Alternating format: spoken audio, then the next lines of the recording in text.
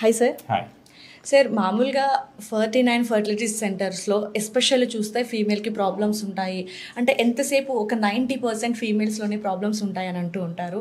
So ఖచ్చితంగా ఫీమేల్లోనే ఉంటుందా, మేల్లో problem ఉండదంటారా ప్రెగ్నెన్సీకి? So ఇప్పుడు కపుల్స్లో 1 out of every 5 కపుల్స్కి ఈ ఇన్ఫర్టిలిటీ సమస్య బాధ ఎక్స్పీరియన్స్ చేస్తున్నారు. దాంట్లో 50% మగవాళ్ళలో కారణాలు ఉంటాయి. ఈ కారణాల వల్ల స్పర్మ్ కౌంట్ అంటే కాన్సన్ట్రేషన్ 15 మిలియన్ పర్ ఎంఎల్ కింద పడిపోవచ్చు. న్యాచురల్ ప్రెగ్నెన్సీ వచ్చే అవకాశాలు ఉంటాయి స్టిల్, బట్ కౌంట్ 0 ఉన్న వాళ్ళకి న్యాచురల్ ప్రెగ్నెన్సీ వచ్చే అవకాశాలు ఉండదు. ఈ కౌంట్ పడిపోవడం, స్పర్మ్ క్వాలిటీ తక్కువ అవడం, దీనికి కారణాలు ఎలాంటివి ఉండొచ్చు అంటే మనం క్లాసిఫై చేసుకోవచ్చు. హార్మోన్స్, రక్తంలో హార్మోన్ లెవెల్స్ ఫ్లక్చుయేట్ అవుతాయి. లేడీస్లో కూడా అవుతాయి. దానికి పీసీఓఎస్ అంటారు, ఎగ్ రిలీజ్ ఎగ్ ప్రాబ్లమ్స్ ఉండొచ్చు. అలానే హస్బెండ్స్లో అంటే మేల్ ఫ్యాక్టర్స్లో హార్మోనల్ ఇంబ్యాలెన్సెస్ కావచ్చు. బ్రెయిన్లో పిట్యూటరీ అనే ఏరియా ఉంటుంది, అక్కడ నుంచి ఎక్కువ తక్కువ ఆర్ ఇన్ఫెక్షన్స్. ఇప్పుడు ఎక్కువ లైఫ్ స్టైల్ ఇష్యూస్ వస్తున్నాయి because of improper eating habits. చాలా పేషెంట్స్లో చాలా వెయిట్ గెయిన్ అయ్యి డయాబెటీస్, హైపర్ టెన్షన్ ఇలాంటి మెడికల్ ప్రాబ్లమ్స్ వచ్చినా అది యాక్చువల్లీ సిమ్టమ్స్ ఉండవు, దానికి ఏసిమ్టమాటిక్గా ఉంటాయి. అండ్ పేషెంట్స్ మన దగ్గర వచ్చినప్పుడు నాట్ జస్ట్ ఫర్టిలిటీ ఇవాల్యుయేషన్, ఈ జనరల్ హెల్త్ టెస్ట్లో వాళ్ళకి ఏమేమి సమస్యలు ఉన్నాయి వేరే కూడా మనం ఇవాల్యుయేట్ చేసుకొని ఫస్ట్ దానికి ట్రీట్మెంట్ ఇచ్చి then next step is sperm quality, sperm count ఎలా మనం పెంచుకోవచ్చు. దీనికి ఎవిడెన్స్ బేస్డ్ మనం అప్రోచ్ ఫాలో చేస్తాం. సో ఈ స్పర్మ్ కౌంట్ తక్కువ ఉండడానికి చాలా రీజన్స్ ఉంటాయి, వ్యారికోసీల్ ఇవన్నీ. కొన్ని సిచ్యువేషన్స్లో మనం మందులు ఇచ్చి కరెక్ట్ చేసుకోవచ్చు, కొన్ని సిచ్యువేషన్స్లో మనం సర్జరీ చేయాలి, కొన్ని సిచ్యువేషన్స్లో మనకు ఐవీఎఫ్ ఆర్ ఐయుఐ అనేది పద్ధతిది అవసరం పడుతుంది. ఓకే సార్, అంటే కంపల్సరీ కపుల్స్ ఇక్కడికి వచ్చారు 49కి, వాళ్ళకి ప్రెగ్నెన్సీలో ప్రాబ్లం వచ్చింది అంటే కంపల్సరీ ఐవీఎఫ్ కానీ ఐయుఐ కానీ అంటే ఇలాంటివి ప్రిఫర్ చేస్తారా, లేదంటే న్యాచురల్గా ట్రై చేస్తారా? సో ఇప్పుడు ఇది చాలా important on couple age. So ఎందుకంటే ఏజ్ ఒక్కసారి 33-34 దాటిపోతే sperm quality and egg quality రెండు, కౌంట్ క్వాలిటీ రెండు తగ్గిపోతాయి.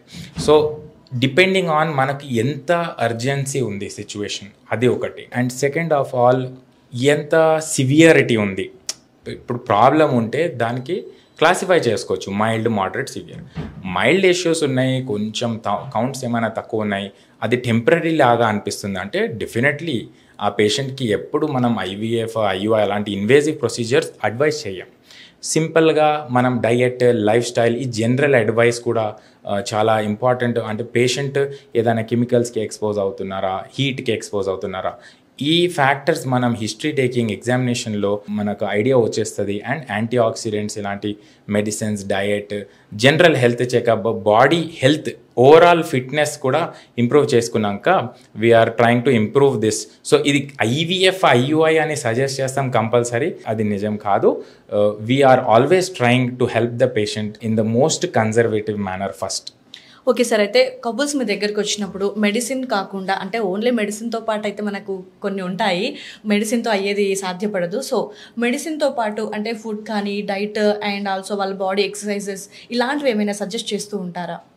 డెఫినెట్లీ. సో ఇప్పుడు మేల్ ఇన్ఫర్టిలిటీకి లింక్ ఎలా అయిందంటే కెమికల్ ఎక్స్పోజర్. ఇప్పుడు సమ్టైమ్స్ మన దగ్గర పేషెంట్స్ వస్తున్నారు, వాళ్ళు పెస్టిసైడ్స్ హ్యాండిల్ చేస్తారు, or they are working in the coal industry, heat exposure, కిచెన్లో పని చేస్తున్న వాళ్ళు, paint industry, car painters, or ఇలాంటి పేషెంట్స్లో ఏమవుతుందంటే స్పర్మ్ క్వాలిటీ అండ్ కౌంట్ తగ్గిపోతుంది, ఆర్గన్ డిస్ఫంక్షన్ ఉంటుంది. సో ఆ కేసెస్లో ఇప్పుడు స్పర్మ్స్ ఉంటే ఫస్ట్ మనం ఆ స్పర్మ్కి బ్యాకప్ తీసుకోవాలి, ప్రిజర్వ్ చేయాలి దాని క్వాలిటీ. ఎందుకంటే మనం అది ఇగ్నోర్ చేసుకున్నాం. పేషెంట్ ఏదైనా ఇప్పుడు ప్రెజెంట్గా పద్ధతికి అవసరం ఉంది కానీ అఫోర్డ్ చేసుకోలే for social and economic reasons, ఈ sperms backup facility we are providing, that is called cryopreservation, sperm freezing. సంవత్సరాలు కూడా ఆ స్పర్మ్ సేఫ్టీ ఉంటుంది. జస్ట్ లైక్ మనం ఏదైనా డేటా లాస్ కావద్దు, మనం పెన్ డ్రైవ్లో డేటా బ్యాకప్ తీసుకుంటాం, ఈ స్పర్మ్స్ కూడా అలానే మనం స్టోర్ చేసుకోవచ్చు.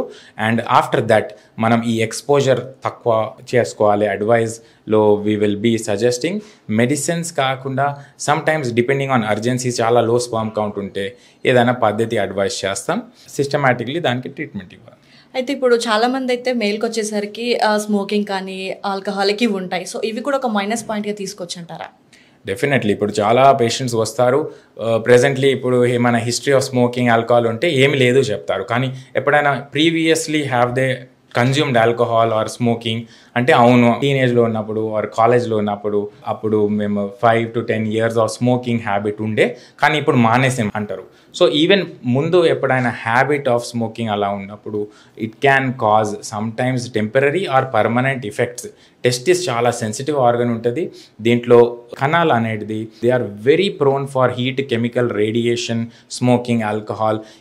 ఏది సబ్స్టెన్స్ ఒకసారి బాడీకి తగిలితే అది డైరెక్ట్లీ టెస్టిస్కి ఎఫెక్ట్ చేయొచ్చు. Not only testis, every other organ of the body.